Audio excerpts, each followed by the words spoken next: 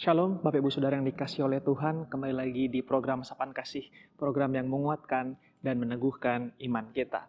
Sebelum kita masuk lebih dalam ke dalam firman Tuhan pada pagi hari ini, mari kita berdoa. Bapa dalam surga, terima kasih untuk kesempatan yang telah Kau berikan di pagi hari ini Tuhan. Kami masih bisa mendengarkan firman-Mu Tuhan di pagi hari ini. Kiranya Kau siapkan hati kami untuk kami bisa mendengar sedikit kebenaran dari firman-Mu. Dan kiranya firman itu bisa menjadi rema di dalam hati kami. Terima kasih Bapa, kami sudah berdoa, haleluya, amin. Baik Bapak Ibu Saudara yang dikasih oleh Tuhan, nats kita diambil dari dua bagian, ya, di Ayub 19 ayat 25. Saya bacakan, tetapi aku tahu penebusku hidup dan akhirnya ia akan bangkit di atas debu.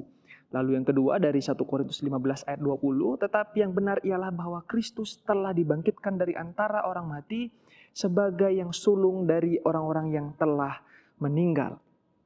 Bapak Ibu Saudara, dua ayat ini terpisah oleh ribuan tahun ya, dan konteks budaya yang sangat sama sekali berbeda begitu ya. Tapi ada satu benang merah yang mengikat dua nats ini. Yang pertama, kemenangan atas maut. Kalau kita lihat Bapak Ibu Saudara, kalau kita perhatikan konteksnya, Ayub berada dalam kondisi penderitaan, kehilangan anaknya, dijauhi teman-temannya, bahkan dia tidak mendapatkan dukungan dari istrinya. Sementara Paulus pada waktu itu sedang melawan ajaran palsu yang menentang kebangkitan Yesus, Bapak Ibu Saudara. Oleh karena itu kedua ayat ini itu sedang menampilkan kesamaan yang indah tentang iman kepada Allah yang hidup.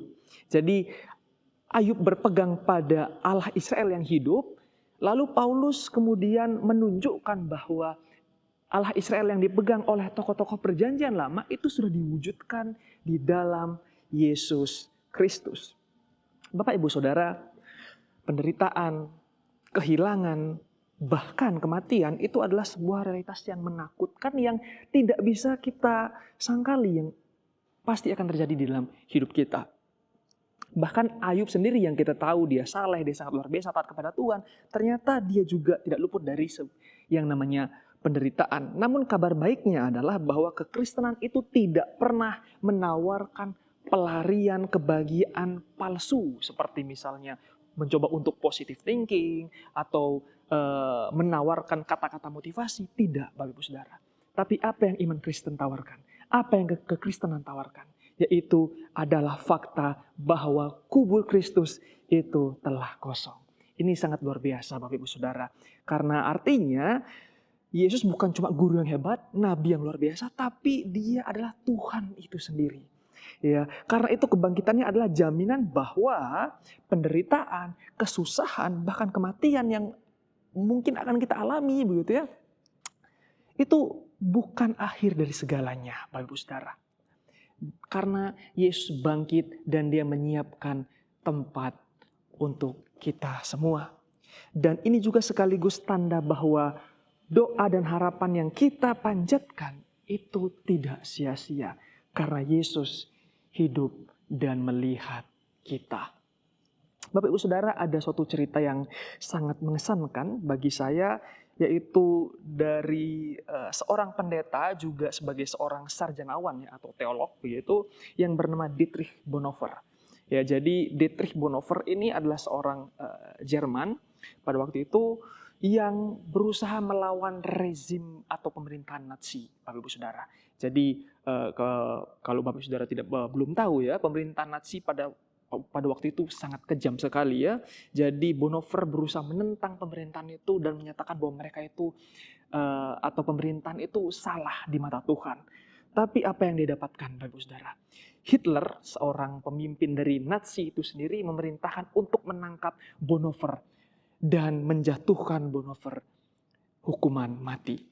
Dan ya tentu saja Bonhoeffer ditangkap, dan pada malam sebelum dia dieksekusi pada waktu itu di tiang gantung, Bonhoeffer mengirimkan pesan bagi rekan-rekannya sependeritaan begitu ya, sepenanggungan, dan pesannya berbunyi, pesan ini adalah akhir bagiku, tetapi juga permulaan dari kehidupan.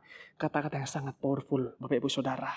Ya, mungkin kita tidak dihadapkan dengan tiang gantung seperti Bonhoeffer, Tapi kalau di antara kita ada yang mungkin sedang berada di dalam pergumulan yang sangat berat, kesusahan, penderitaan, tetaplah ingat Bapak Ibu Saudara bahwa Tuhan kita hidup dan Dia mendengar setiap seruan doa kita. Haleluya.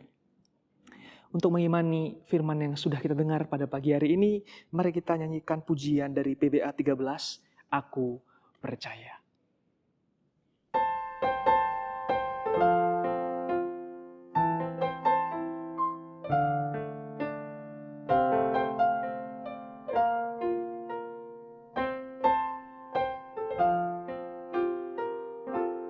Tiada yang seperti Engkau, begitu mengasihiku. Kau Tuhan sanggup menjawab semua seru doaku. Tiada yang seperti Engkau, begitu mengasihiku. Kau Tuhan sanggup melawat seluruh kehidupanku. Aku percaya Tuhanku ajaib, Kau turun tangan memulihkanku. Aku percaya Tuhanku dahsyat, Kau turun tangan memberkatiku.